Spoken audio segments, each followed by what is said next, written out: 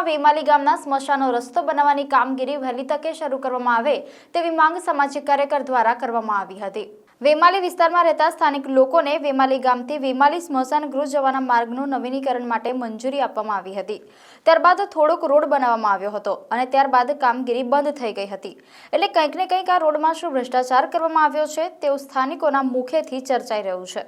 ત્યારે સામાજિક કાર્યકર કમલેશ પરમાર દ્વારા વધુમાં જણાવ્યું હતું કે વેમાલી વિસ્તારમાં ટૂંક સમય પહેલા પણ અવસાન થયું હતું ત્યારે તો સ્મશાન યાત્રા ટ્રેક્ટરમાં લઈ જવી પડી હતી અને ટ્રેક્ટર પણ ફસાઈ ગયું હતું।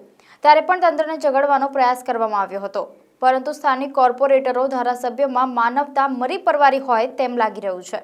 જો કોર્પોરેટર અથવા ધારાસભ્ય સાંસદના ઘરમાં દુઃખદ ઘટના ઘટી હોય તો તાત્કાલિક યુદ્ધના ધોરણે રાતોરાત રોડ બની ગયો હોત, પરંતુ ગરીબ મધ્યમ વર્ગના લોકો ટેક્સ વેરા ભરી રહ્યા છે છતાં સુવિધાઓનો અભાવ જોવા મળી રહ્યો છે। ગ્રામ પંચાયતમાંથી શહેરી વિસ્તારમાં સમાવિષ્ટ કર્યા બાદ પુષ્કળ પ્રમાણમાં હેરાનગતિ વેઠવી પડી રહી છે। આ રોડ 48 કલાકમાં કામગીરી શરૂ કરવામાં નહીં આવે તો ઉગ્ર આંદોલન કરવાની પણ સામાજિક કાર્યકર દ્વારા ચીમકી ઉચ્ચારવામાં આવી હતી। આવેલ જે વેમાલી ગામ પાસે તમે જોઈ શકો છો કે જે સ્મશાનની અંદર જવાનો પણ રસ્તો નથી અને ઘણી વખતે ઘણા લોકો ડેડ બોડી લઈને આવતા હોય ત્યારે ગ્રામીણ લોકોને પુષ્કળ પ્રમાણમાં હાલાકી પડી રહી છે। એટલે કહેવાનો મતલબ કે જ્યારે આ જે વેમાલી ગામ છે એ ગ્રામ પંચાયતમાં હતું ત્યારે એકદમ સુખ શાંતિથી જીવાતું હતું, સાથે સાથે રોડ રસ્તા પણ સારા હતા, પાણી પણ લોકોને મળતું હતું। જ્યારથી શહેરી વિસ્તારમાં સમાવેશ કર્યો ત્યારથી આજ દિન સુધીમાં અહીંયા ગાડી રોડના ઠેકાણા નથી, દરેક જગ્યા ઉપર ખાડા ભૂવા જોવા મળે છે।